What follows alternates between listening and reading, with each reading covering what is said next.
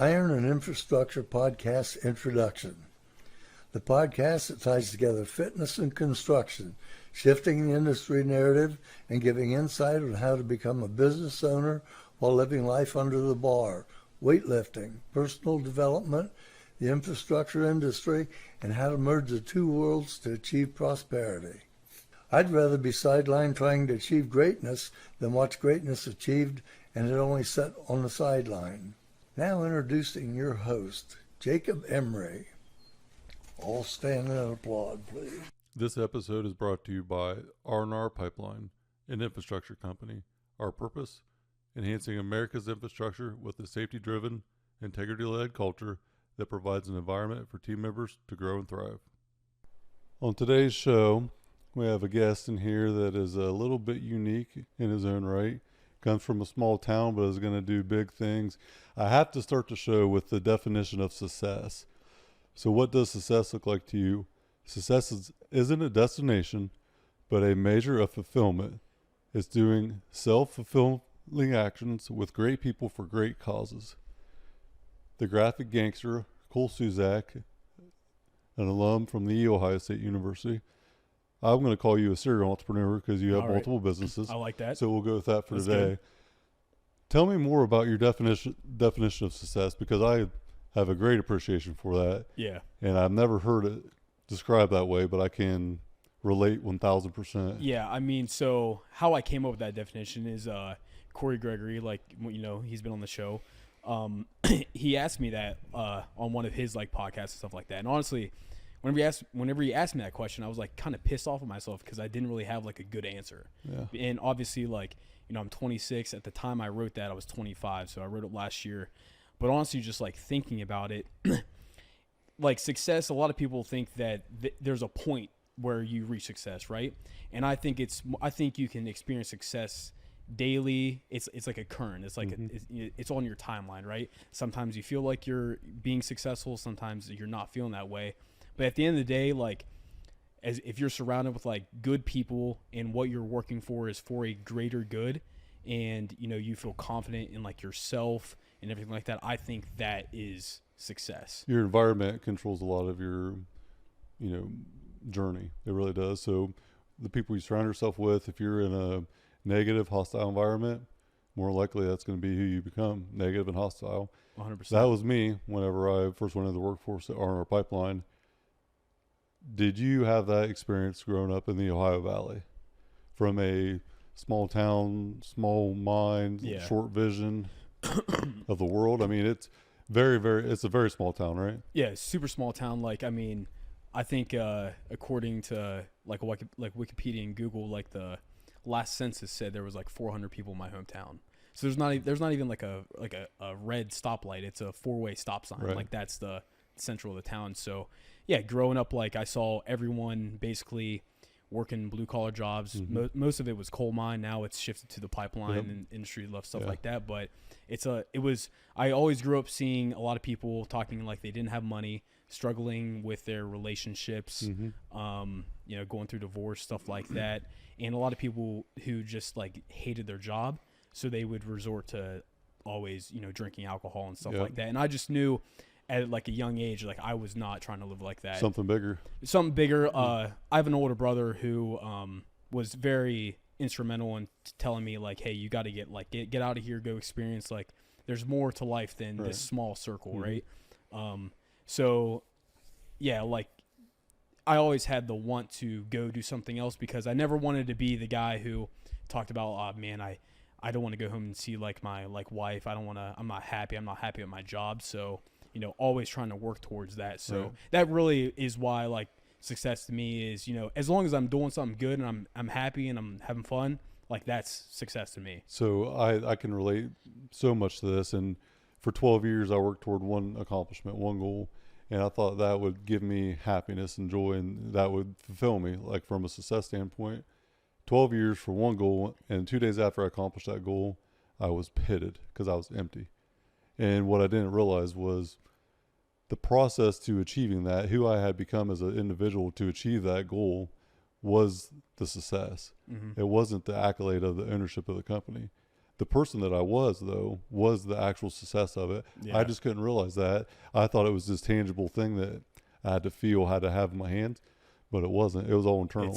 It's everything around that. Like a lot of people contribute like, oh, I'm gonna get like this house, or I'm gonna get X, Yeah. or I'm gonna go somewhere. But once you get there, it's like It wasn't the thing. it's it not was yeah. internal. You know, what you did to become that person that could actually achieve that goal is where the real thing is at. So the daily process for me is my success.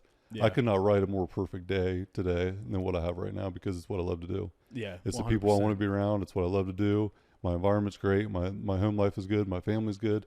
Everything that I do, to me, is a success right now. Yeah. And every endeavor that I take on is going to, you know, compound that or add to it. It sounds like it's the same for you, where you just enjoy life. You enjoy the process. 100%. Yeah. It's not really, and like, you know, being involved with like business at like such a young age, you always just like, I developed the mindset of early. It's like, you know, once you accomplish something, it's on to the next one. And you just continue to stack like that.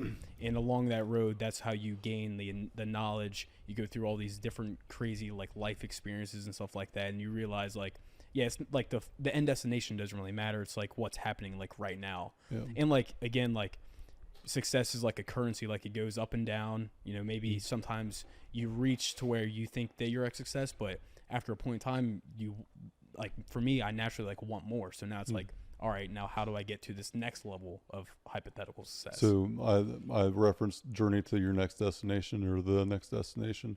There isn't really an end destination though.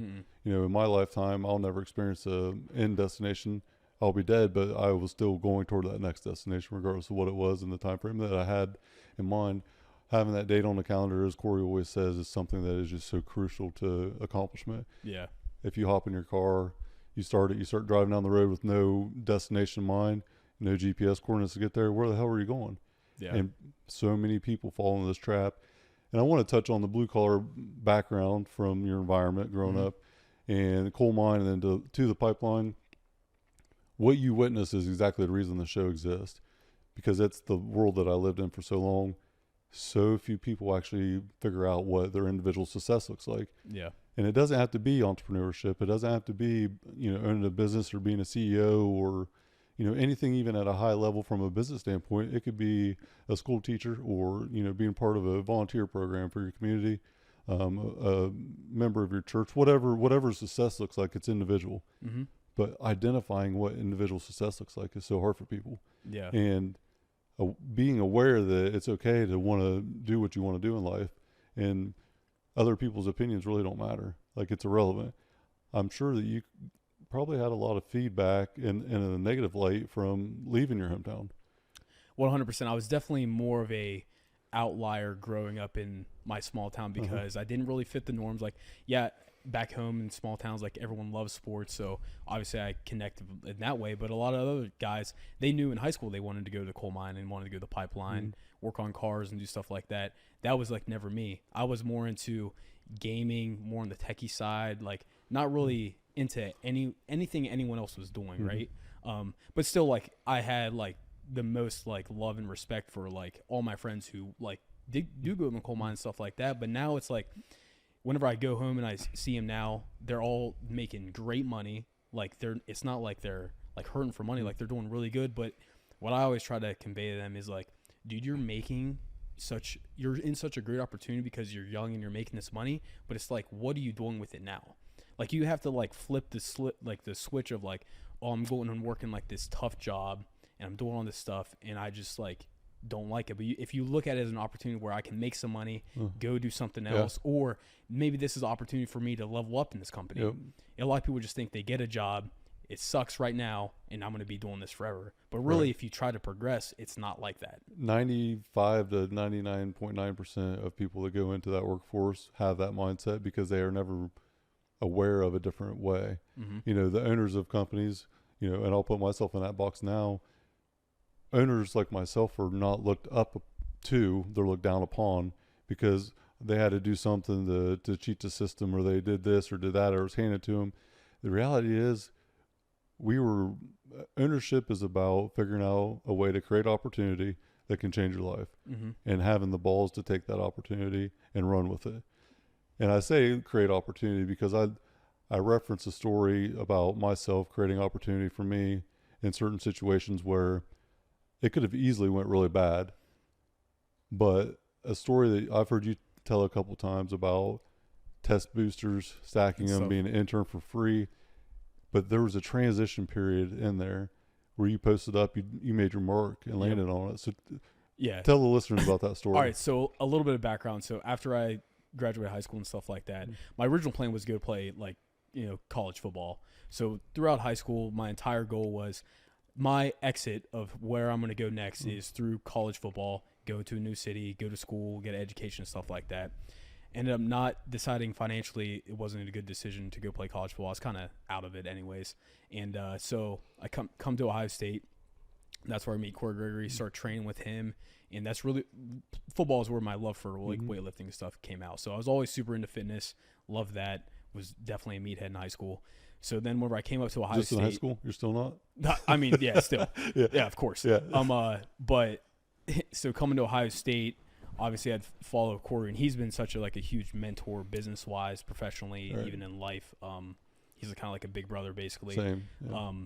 And so whenever I started training with him and stuff like that, he had just started Max for Muscle, which is the supplement company here based out of Granville, and I was training with him, and he asked me if I wanted to intern. And so I've been following him. He had crazy success. I knew all of his background. And I was like, oh, fuck yeah. This is a great opportunity. I'll come in, intern, do whatever. I spent, and this was while I was in school, so I was a freshman, taking classes, doing all that shit.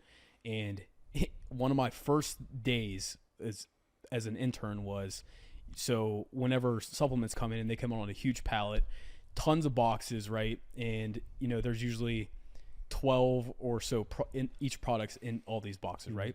Well, he needed to count inventory. So I open up these fucking boxes, this huge pallet of these test boosters, which are not that small, and there's probably 6 of them.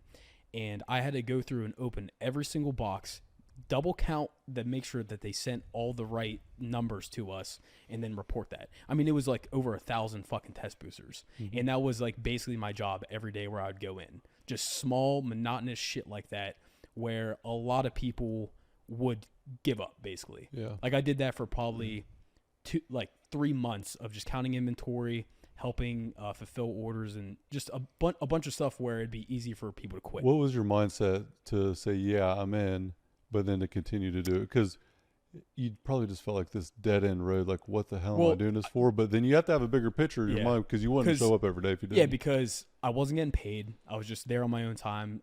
After classes, sometimes I wouldn't even go to class. I'd just go help out because they needed it. And I just knew that the opportunity I was in would lead to something else. As long as I wasn't a dickhead, didn't complain about it, didn't do anything, just put my head down and do the work, I knew that the opportunity I was in would lead to better things, because with Corey and his success and just what the business was doing really well, even at that point, I was like, oh, this could definitely lead to something more. But I knew I wasn't going to be counting product forever. Right. I had that mindset of, I'm going to figure out something else to where I can get more involved. And the amount of courage it takes for a commitment of something that small with no return on the initial front, it's really rare to see people that are willing to do that, where you committed to this thing that was not going to pay you up front. You're going to work your ass off and not see anything in return for it directly. Indirectly, though, you knew that something would happen if you applied yourself and showed that you had the grit that was required. Yeah. And so, again, you got to find opportunity, right? If you see an opportunity, you see where something's struggling or where you can help at, or you're just willing to say, hey, I'll try to figure this out, which is what I did. So there was no one making graphics. There was no one doing any creative stuff like that. And I had experience in middle school and high school of just making YouTube videos and learning basic Photoshop shit. So I told him, yo, I used to do this a little bit. I haven't done it in a while, but if you need some, I'll be willing to learn and stuff like that. So I literally went from fulfilling orders, count inventory, and I just literally said, hey, you know what, Corey, I'm going to take this desk, I'm going to pick it up, I'm going to put it in that corner, and I'm just going to start doing this. Yeah. He was like, all right, sure. Yeah. So then it was just head down, learning a new skill now, just busting my ass, trying to learn it as efficiently as possible, just trying to go through all the monotonous shit, which then led to, earning like a paid position and stuff like that. Right. And so there's a fine line. I want everyone to understand this part too. There's a fine line between having the balls and the courage to go do something like that, but then actually having the foundation and the work to showcase that you're ready to do something like that. Yeah. Because there's a lot of people that probably are thinking, oh, I'm just going to go jump on this opportunity. I'm going to just tell them what's up and this is what I'm going to do. But you have to lay that foundation of proof first to showcase that you actually have what it takes to do it. Which was, for me, that was, I would show up every day, good attitude, wouldn't complain about what I was doing, just being a fly on the wall, listening to the conversations, asking like good questions, not asking questions that are just so I can make a connection or have a conversation, just generally like I'm trying to learn here. And I think he recognized that, and people around you can recognize 100%. that. Like whenever you're really about it and you are trying to get better, people will recognize it's authentic. You can't fake it. And it's to someone that already knows or is already in that space. Whenever you see someone that has that grit, that desire to be better, it's like it's a glaringly obvious thing. Which it's like not a genetic thing. It's an acquired taste that you develop over time because of probably adversity in your life or things that you've seen. People who have went through that stuff, they want to help you. Yeah. So, Corey gave me the opportunity. I was still working for free for a while, and then like my junior or senior of college, that's whenever he called me and was like, hey, like I'll pay you. It was like $700 a month, and I just want you to do this and just figure it out, and then we'll see where that goes. Yeah. So then I was like, all right, well, that's enough money to basically help me pay rent and stuff like that, which then led me to taking on more stuff, learning photography, learning all this stuff to where now I have ownership in the company. I really kind of run all the creative stuff. The Graphic Gangster. Yeah. There was no path toward being the Graphic Gangster, but now that's how you are identified to the general public as far as Cole Susac, the Graphic Gangster. I know who he is. Yeah. He does all the graphic design at Max. You've done a lot of my stuff too. Website development, graphics for me, with the iron infrastructure business with R&R Pipeline. I think you've done almost all of it, all the design on the hoodies and stuff. I mean, quite a bit. And one thing is like, I don't like, keep myself in the box of like I only make graphics, right? Like one of my big thing is like, and we talk about here all the time, is like the entry point. Like what was your entry point? For me, it was the graphics, but now I love to say, whenever people ask me what I do, I just say, my job title is basically like whatever it needs to be, right? So I handle like so much other random stuff, but titles are very, very overused and overrated, where putting someone in a box, unless that's the only skill set they have, in an environment like this, it's such in general, a creative environment. I would be far-fetched to say that there isn't one individual here that came in with a certain direction that hasn't pivoted and went out that 100%. Direction. Treadway's a prime example. You're a prime example, Trey. I mean, you think about the uniqueness of Max Effort Muscle and the story from everyone in here. It's all different. Everyone has a different story how they got here, but they all were able to find out what made them, we call it from Strategic Coach unique ability, but what's your purpose? And it kind of identifies like your success statement earlier. Yeah. You're doing what success is to you every day. It's an environment of creativity, which is amazing in itself. You never know what you're going to get. There isn't a lot of day-to-day structure. It's more about adjusting as the market does or as the business structure changes. So such a creative environment. You're not, it's not monotonous. It's not boring. And always on the edge. I think though, like the one recipe, if I had to point to it, is just like, we just love like working hard, right? Like everyone in here, that's it. No one, I would say, in here ever thought in the position that they're doing now is what they would be doing. But we generally just all love putting our heads down, going to work. If you got a challenge that pops up, let's attack it. The process. I look at problems like opportunities. Okay, so something happens in business. We can't get plastic bottles anymore. Me and Corey went round and round on this. We have a plastic shortage. Supply chain, is in scrambles right now. Year and a half, 2 years ago, and plastic bottles are a real issue. We can't get caps, so we can't distribute fat burners. We can't do this, can't do that. I was worried about being able to get pipe, and he was worried about getting bottles and how to get through this stage of supply chain issues. But then we got these bags now. Our business model shifts. It's not a problem. It's an opportunity. It's a challenge though during that until you figure out what the opportunity is and how to get how to evolve from it. But every problem is just a sign of progress, in my opinion, because you're outgrowing that current state of ability and you're going to the next level. You're evolving as a person or as a business. It is painful sometimes, though. It's not always easy, but looking at it from that positive mindset and saying, okay, we have this challenge or this problem in front of us, but really it's an opportunity to get better. So how can we maximize the opportunity, put our head down and grind and get through it, and then evolve from it? I mean, you just got to take whatever that skill, whatever challenge you're presented with, you got to dial in and go through all the hard shit, all the hard work to figure that out. And then at some point you'll get the opportunity to help someone who's now facing that challenge, but now you yourself have your own challenges, right? Like I can imagine like you at R&R, like you're at the lowest level, doing all the grunt work, doing all that shit. At some point you probably got bumped up to where you're now helping manage the project. That itself is another huge problem you have to figure out. Every evolution from, the progress that we all achieve, the problems are bigger because the progress is bigger. Yeah. But being able to handle them because you understand them more as you progress is having the mental capacity to understand, this is only a season. This is temporary. This isn't permanent, short-term, right? Yep. So what always seemed 10 years ago detrimental, like, how am I ever going to get over this? Well, it was just temporary. It's just a season. Yeah. It's not forever. So understanding, all right, let's sit back, let's relax for a couple of minutes, and before hitting that panic button or the sense of urgency button, what's fact, what's not fact, and then just having like a cool, calm, somewhat approach where understanding that this is a sign of a progression that's coming, and then figure out what that opportunity looks like and how to maximize the potential. Yeah, you got to develop like a mental game plan, basically, for real. Yeah. Like I take everything back to football. Like if you get a challenge, you just literally analyze it as a head coach. Like, all right, what's our strengths here? What the hell do we got to figure out? And then you get those bullet points. Boom, let's attack them. So we have EOS in our company, and it's entrepreneurial operating system. It's kind of like having a football team. Everyone has a job to do. Everyone has someone they report to. Everyone has a certain position, and it's do your job. Yeah. Don't try to do everyone else's job. Just do yours first, 100%. And maximize what you're good at and what you do well at. That's why you're in the position you're in. Just like a business, just like a football team. Having the skill set to understand that, if I go over here and help this guy out, he'll do better. But then the guy that would come help me isn't gonna do better. He's gonna fail. I'm gonna fail. And for one guy to do better, so do your damn job.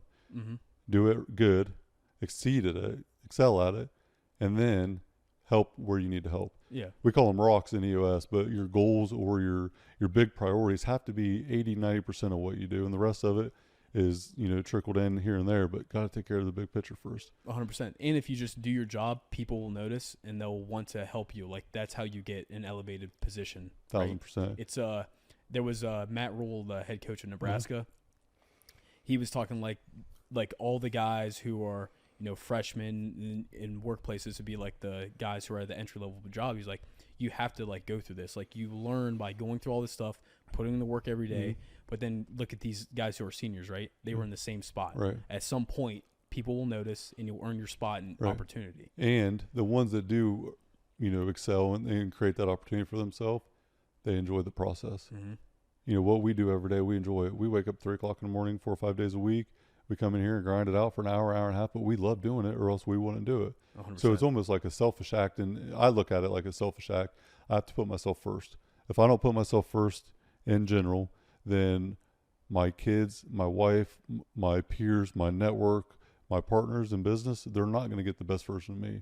If I excel personally, everything else is going to excel. 100%. But if you don't take care of yourself, that's when the downfall starts to happen.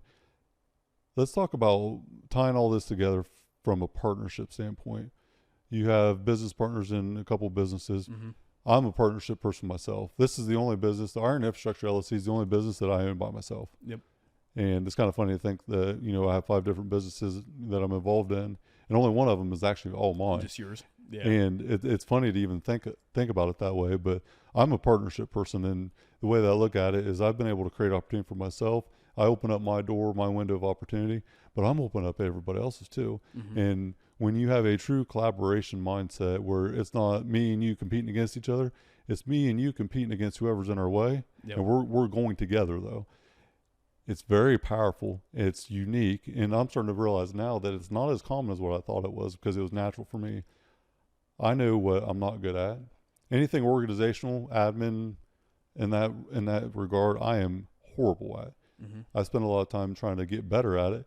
It's still a weakness though, and I'm not going to do it myself. So I know that, hey, I need people around me in this area or that area to pick up what I'm not good at. So understanding your weaknesses to me is almost as important as understanding your true strengths, and then filling yourself around, putting people around you that understand how to maximize their potential and mitigate your risk as far as a weakness. Let's talk about partnership for you. You grew up playing football, then you went to high state, then you come to Max. You have a brotherhood now in the 4 a.m. crew. You have a brotherhood at Max Effort. Mm-hmm. You've always had this team mentality. Talk about the difference in strength in numbers compared to, just trying to go solo on your own. Yeah. So one thing I always think about is, a lot of times, most people, play sports in high school, right? Mm-hmm. And through that, you always have a coach. You always got good teammates that you rely on, that who push you and stuff like that. Most of the time, whenever people leave, they lose that, right? There's no one to tell them what to do. There's not really any other people. It's not the same type of push of right. Oh, hey man, you got to step it up because I need you, right? Mm-hmm. And thankfully, I've always been in a situation where there's always been mentors in my life. I've always hung around older guys, and one of the smartest things, I forget what coach it was said it was it was whenever I was a freshman or sophomore, you got to go around and ask these older guys, what are they doing to get on the field? What are they doing to be successful? So once you get around the 4 a.m. crew and you got all these guys who are doing their own thing, it's what do I need to do to also be involved in this, mm-hmm. right?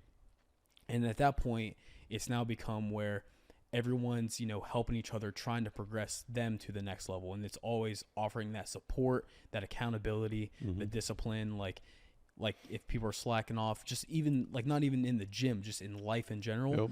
Call them out yo, dude, you got your shit together? Because you care about them. Yeah, right? because you care. It's not because I'm being a dick. It's because I want you to succeed. I care about you. Yeah. Right? There's a big difference in criticism and, a negative intent, criticizing someone because they're not, doing things that you think they should do. And then there's the positive side where you're criticizing them because they're not doing the things they know they should be doing and they should be doing. Yeah, huge difference. Coming in complaining all the time about the same situation, the same problem, but it's dude, what the hell are you doing? Change something. Go. What the hell are you doing something. with your life? I mean, I know you've heard me say this so many times. And Corey called me out, and the day that he called me out, I was pissed, but I wasn't pissed at him. I was pissed at myself. It was a look in the mirror acknowledgement of what the hell am I doing? I'm not doing a damn thing. I'm going nowhere. I am who everyone said I would be. Yeah. Essentially, small town, same background as you. I think we had one stoplight, so we got in a gas station maybe, so we got you on that. Yeah. But I was going in the direction everyone said I would. Yeah. And then I got asked that question that day, and it wasn't the immediate change, but it was a recognition of failure, mm-hmm. because it wasn't that I tried and quit. I wasn't even trying, so it was even worse than quitting because I didn't even try to change. Yeah, and that started the evolution for me. That was just at the beginning. My high school football used to preach all the time about being complacent. Yeah, complacency is literally the enemy of success. It is getting your goals, of doing all that stuff. So I always, just thought I never want to be in the same situation as I am a year from now. Right? No, because if you're not growing, you're dying, man. I truly believe that.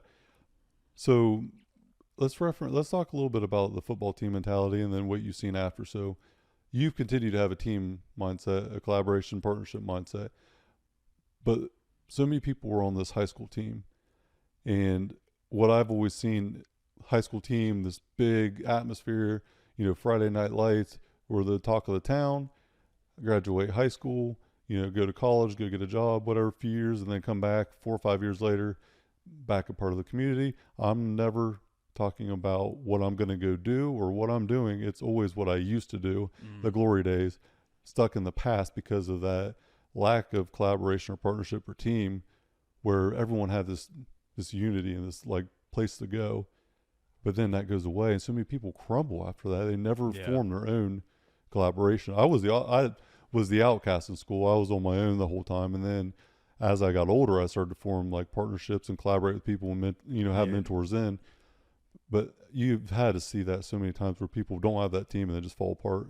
Yeah, I mean, I really just think everyone needs some sort of coach in life. Really, even the best. In every coaches, facet of life too. Every coach, Nick Saban, Bill Belichick, doesn't matter who it is, Urban Meyer, they all have coaches. 100%. Right? Because they need someone to continue to push them and make them see everything differently, Yep. right?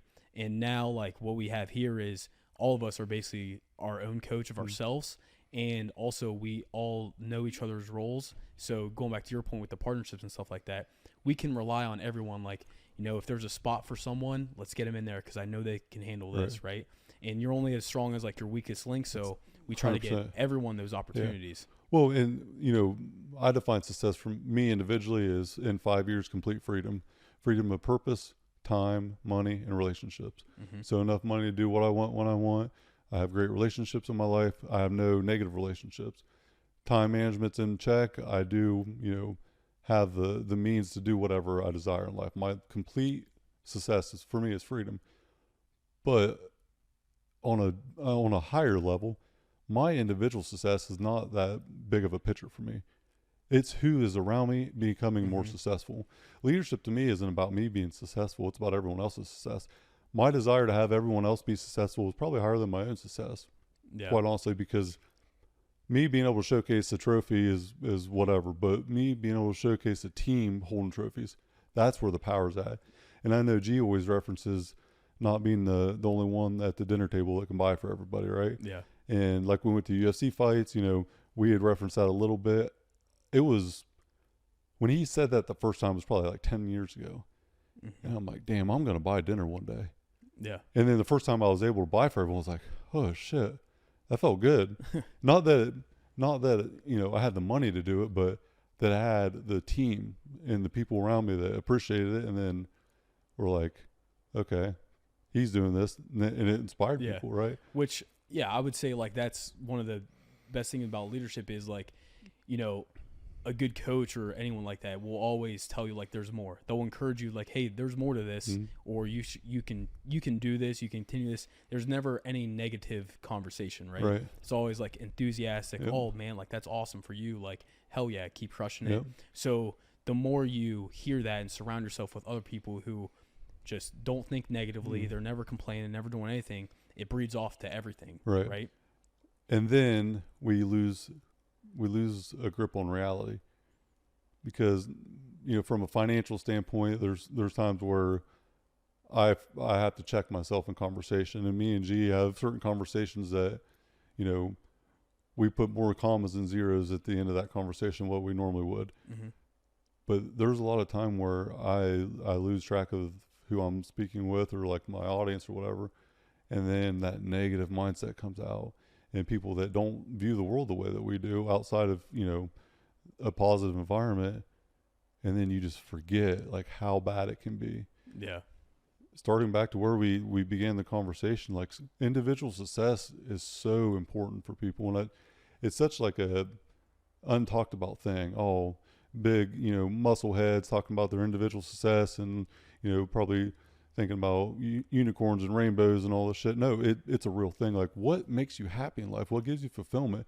And if you're not working toward that every day, you're going to live a long, miserable life. Yeah. And it's like a dead end road that people just don't know how to, find a different way. Like, and I, have those conversations with like my friends and stuff or even older people, younger people, whatever. I never want them to view me as like, I'm like,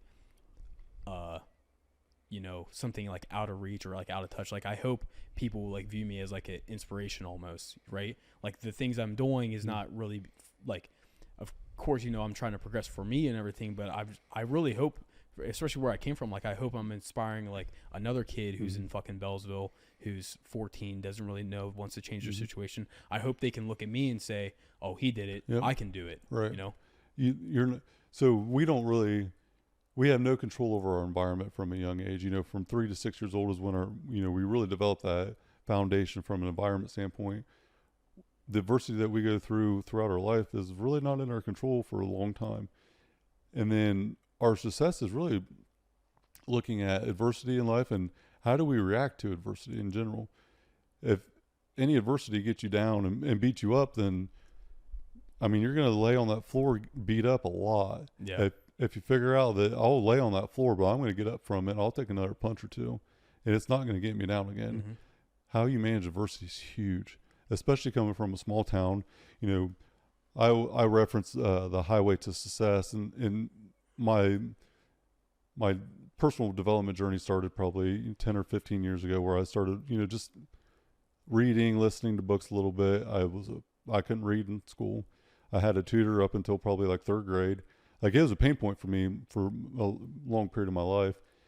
And when I started personal development, it's like, man, the world is so much bigger than this little town I grew up in. So this 2-lane road of, visualization that I have of what the world looks like. When personal development started, it's like, holy shit, I have another lane I'm at in here. Mm-hmm. And now I look at it like a 200-lane highway, and it's under construction every day. Because there is no stop to the evolution now. Now I'm obsessed with educating myself and learning more, and knowing that there's a bigger world out there. Just being aware of that and then applying yourself to it is huge. Well, yeah, people get stuck in like their one small perspective of how they view everything, and that's where they start to hold grudges against people. They start being judgmental, and honestly, they start to back down from any adversity, any challenges. And honestly, like that's just because it's easy. Like it's easy to be a hater. It's easy to judge people. It's easy to criticize and everything like that. Mm-hmm. But once mentally you can flip that script to where like, oh, this guy's doing like really good. Like, man, I should probably support this guy. Whatever he's got going on, like I kind of want to be involved in that. Ask him a question. Put your hand, like just start a conversation. Say, hey man, how did you do this? How did you do that? I mean, just like your test booster story, how many opportunities have you got just because you spoke up and asked questions? Yeah. It's massive. Yeah. I know some of the most life-altering, things for me have been directly after I created opportunity for myself by asking questions. And I don't even look at it as, and maybe it's just a natural thing for me, as like real courage to go shake someone's hand. I don't care who it is walking through that door. I'll introduce myself, shake their hand. That's just another person to me. Mm-hmm. But in general, the dividends it's paid back to me has been huge. Developing that network, I look now at max effort. I knew Corey from 2005, so almost damn near 20 years ago. It's hard to believe that. I've known him for a long time, and like, man, when I first met him, he was selling vitamin packs before Muscle Farm started. Yeah. And now I look at what he's done, and now he's walking in talking about, reality TV shows and doing these, big things. It's still Corey Gregory though, and he's still willing to help anybody out. Just like me and you years ago when we first started. He knew we were about it. He's seen something in me that I didn't see, and probably the same for you. Mm-hmm. And you just created the opportunity to get there. And, Treadway did the same thing. Treadway came to max effort with a completely different direction than what he's doing now. But he found a sweet spot. He found an opportunity, created it because of applying himself. Yeah. Like good people generally want to be around other good, positive, enthusiastic people, and they don't want to deal with any like drama and stuff like that. And so talk about positivity from your perspective and the mindset, and how important being a positive person is in general. Well, I mean, no one wants to work with anyone that complains all the time. No one really wants to be around them. Like if they drain more energy than they give, you're not really going to, get it anywhere. You're not going to do anything. You're going to have troubles with relationships, issues and stuff like that. So, every day, I just try to bring the juice to life. Like, and no matter what project it is, and there's shit I don't want to do and stuff like that where I might think it's a pain in the ass, but at the end of the day, you just got to do it. Yeah. Having what you talk about, how you talk about it, and what you look at as far as the next step or where you're going. If you're skiing down a hill and there's only one tree on that hill, and you keep saying, I just got to miss that tree, more likely you're going to smack it. Like, you're going to hit it. You're going to go right into it because it's what you're thinking about. Mm-hmm. And so if you have a positive mindset, regardless of what the actual outcome is, if you are positive about the journey and about the outcome, I can promise you're going to be a lot happier with it than what you would be if it was a negative outcome. So focusing on, the outcome being in a positive light. I mean, if you can be in a bad mood for no reason, why can't you be in a good mood for no reason? 100%.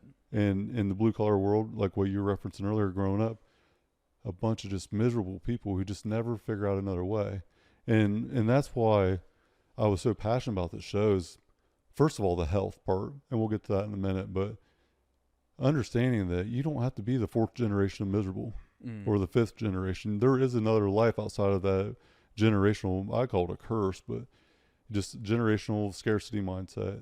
And, I don't want to say poverty from a financial standpoint, but poverty from a mental or growth standpoint, where just not willing to see past what is right in front of you. Yeah.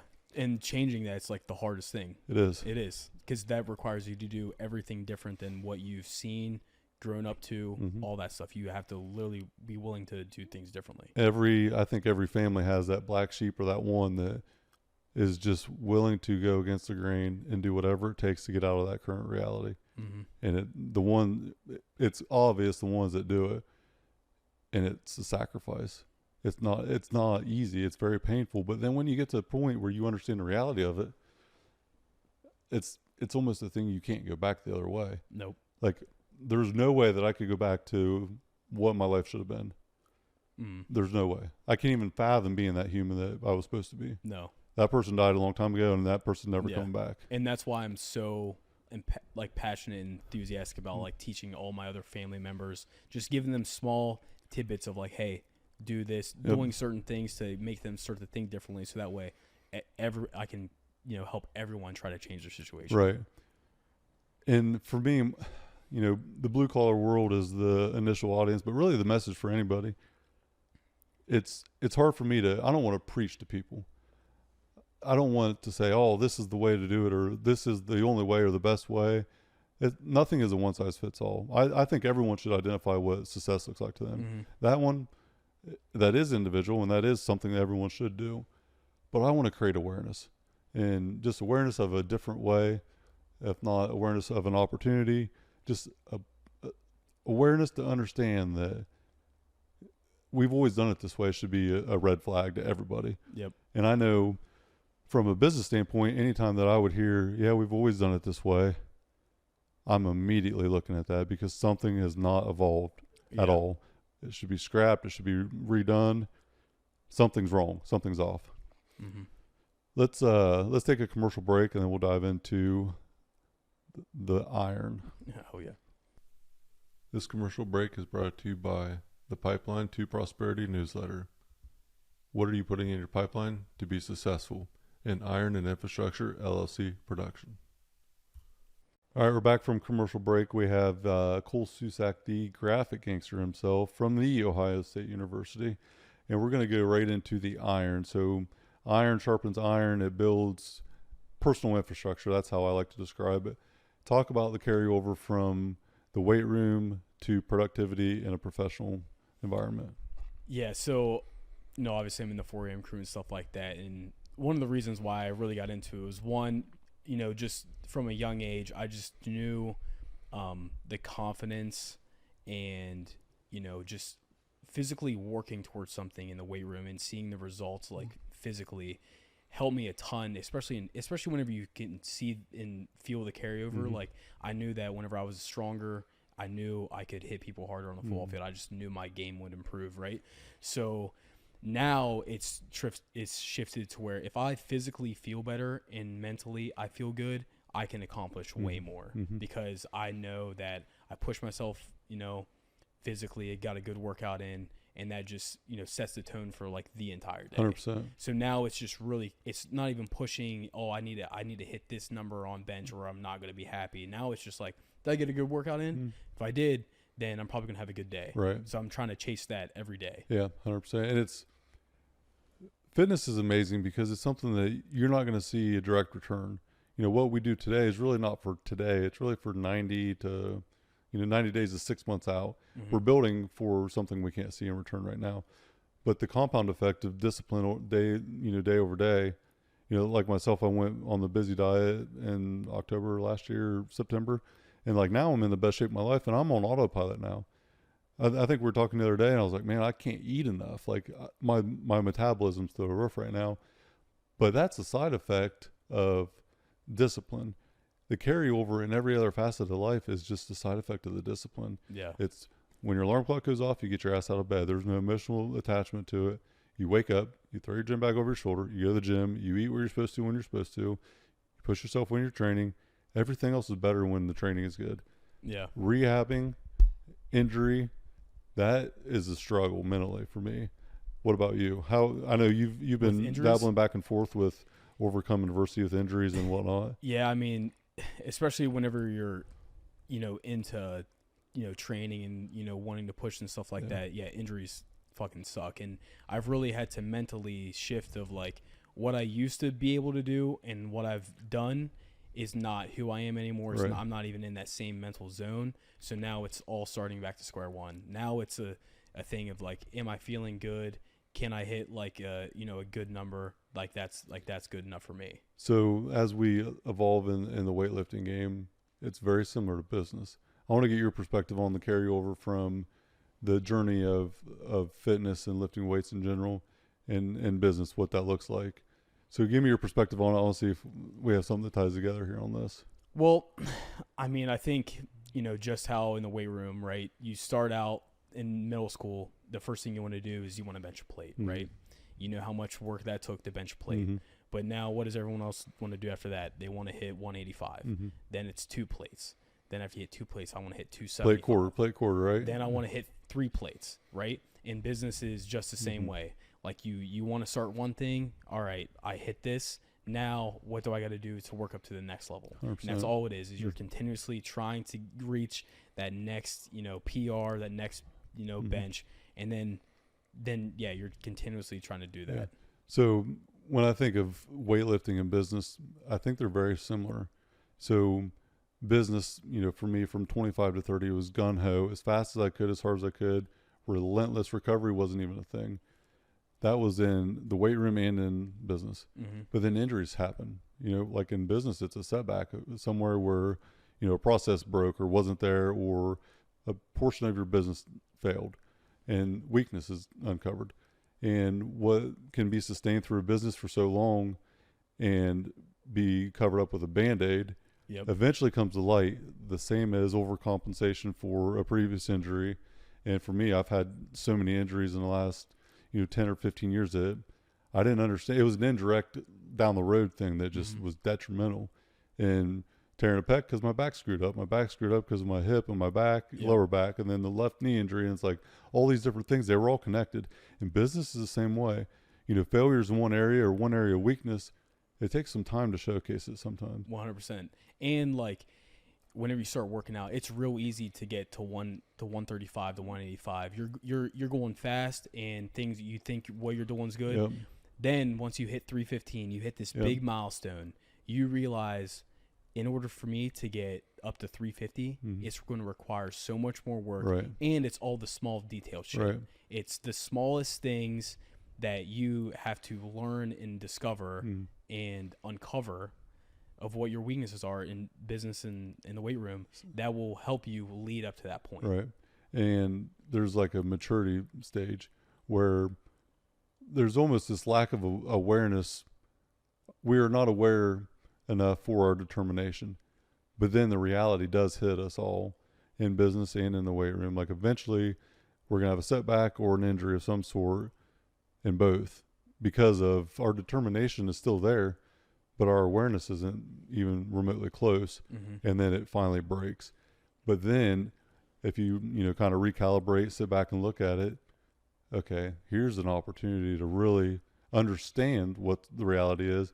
And then like now we're still fairly young, but we understand the reality of the world a lot more now. So now we understand that to go from 315 to 350, it's going to take, a year. And you're going to have to focus on one specific thing to get that up, which in turn should help everything else.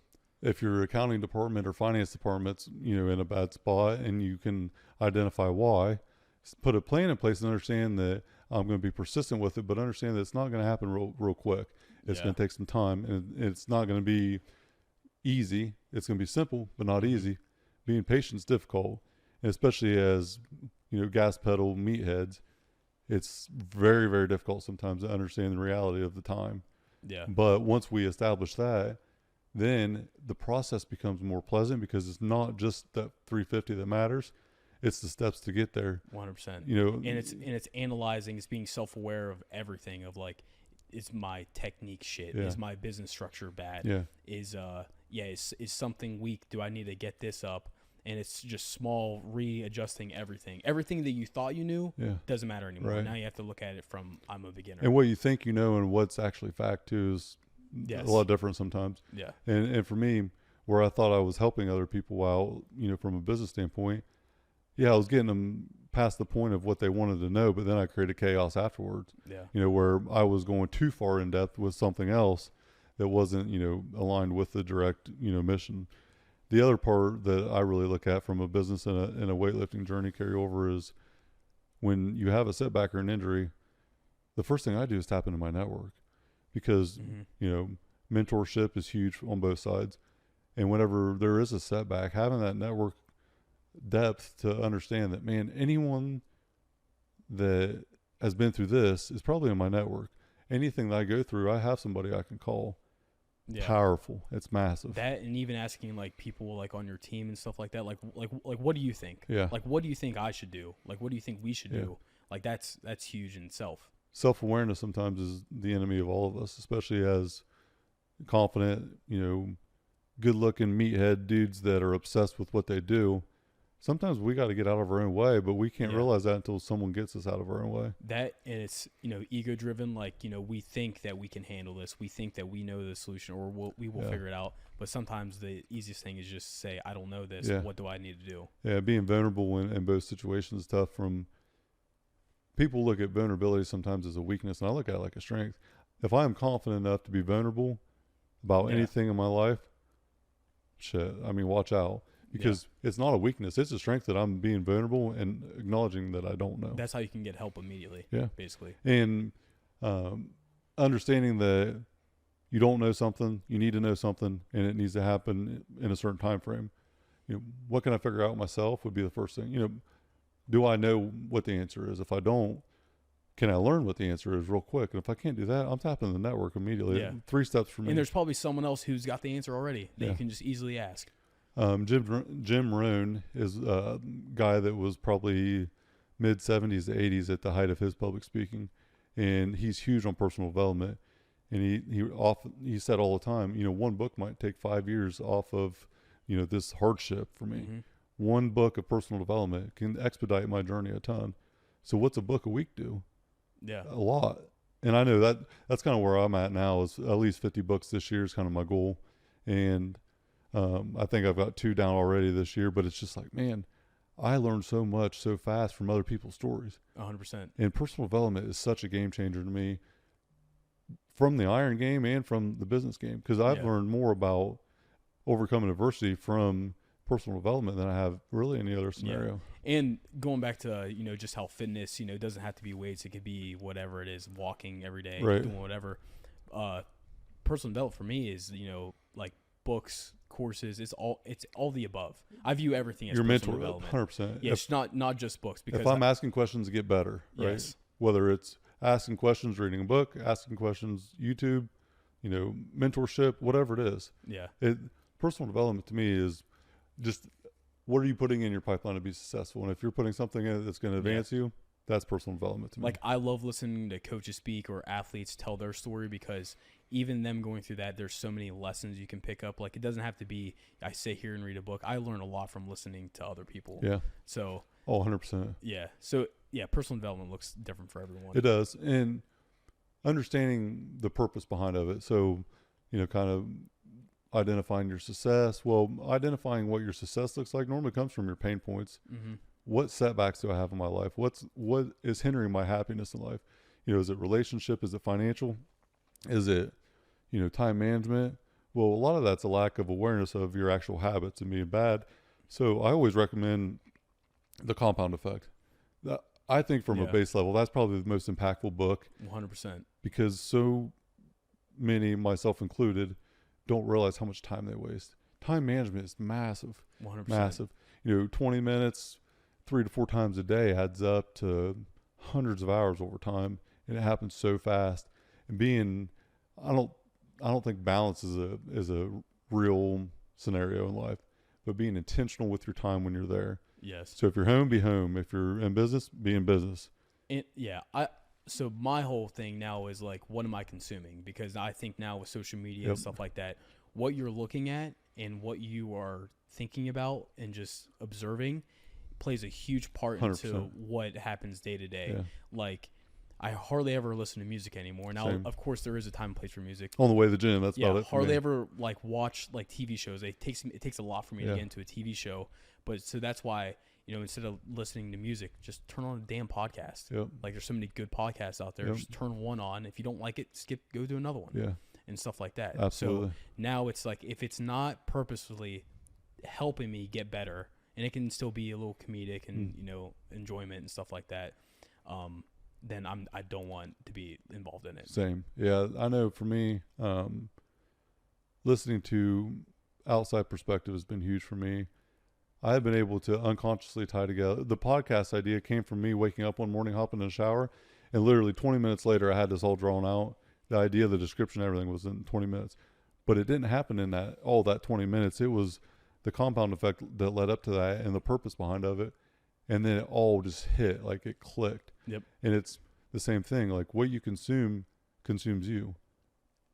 Regardless if you think it does or doesn't, it does. Mm-hmm. So if you're constantly looking at this fairy tale life that on a reality TV show that isn't reality, Yeah. or judging your home life compared to someone else's, or comparing yourself to somebody else, you're going to be miserable. Yeah. But if you're just, okay, this person's doing something that I would aspire to do one day, and then you take it with a grain of salt, you understand what they did to get there, and then how do you apply certain things to your life. There's never been a book or anything that I've learned that I directly apply to all of it.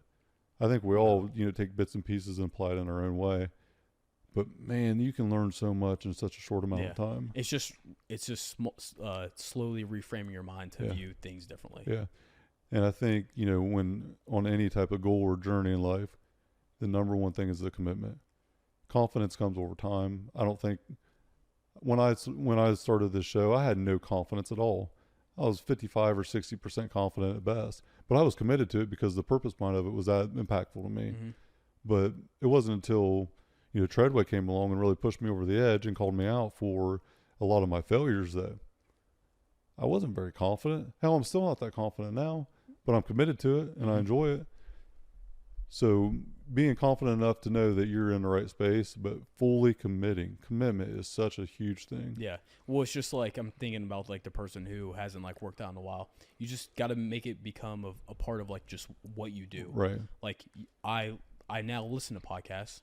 I now, go to the gym. It's not like it's not an event in my life where, it's not a phase, it's a lifestyle. Yeah, it's not a phase. It's not like it's milestone. It's like, yep, I hit the gym today. Yep. Now it's just like, I go to the gym. This like, isn't a diet. This is what I do. This Yeah. is who I am. Identify yourself as that person that does this. Yep. And that does really change the reality of it, where I don't need to do this. I want to do this. Yeah. Because I care about myself.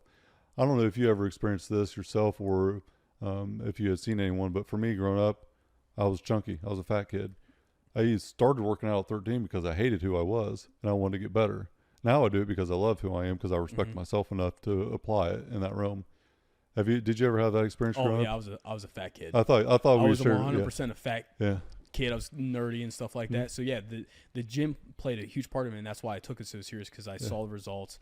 I felt the confidence. Like, yeah, as soon as I saw bicep vein and like the girls started talking to me, I was like, oh, I should definitely keep doing this. Right. And then it just got to the part where I just loved going to the gym. I just loved working out, being with the guys, doing stuff like that, to where it just became like, this is just what I do. You identify yourself like that. It's just part of your life. Yeah. And I've had people tell me, oh, you just do this to look good and to, for other people. And I always smile and laugh, because no, that's not, I don't give a shit what people think about me.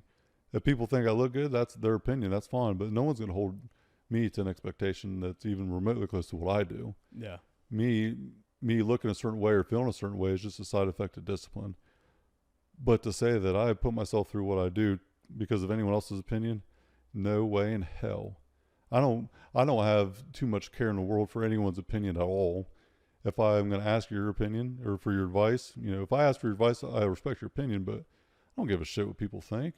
We're not waking up 3 o'clock in the morning to make everyone else happy. No. I promise you that, because this shit's hard. Yeah, the only person I'm thinking about whenever I wake up that's going to the gym is like basically me. Like, what am I getting out of this? Right. So mentally and physically. Yes. The side effect of the discipline and the lifestyle that we live is how we look, how we feel, how we operate, our mindset. Ultimately, us being successful in our own individual right. Mm-hmm. That's the driving force for everything. 100%. So let's talk about Varsity Creative, the Bulldog venture, all your different business ventures now, and kind of what's next for Cole Susac, Yeah, the graphic so- gangster. Yeah, so I'm involved in so many things. Obviously, I'm part owner and the creative director here at Max. Then I also have, me and Trey Speed.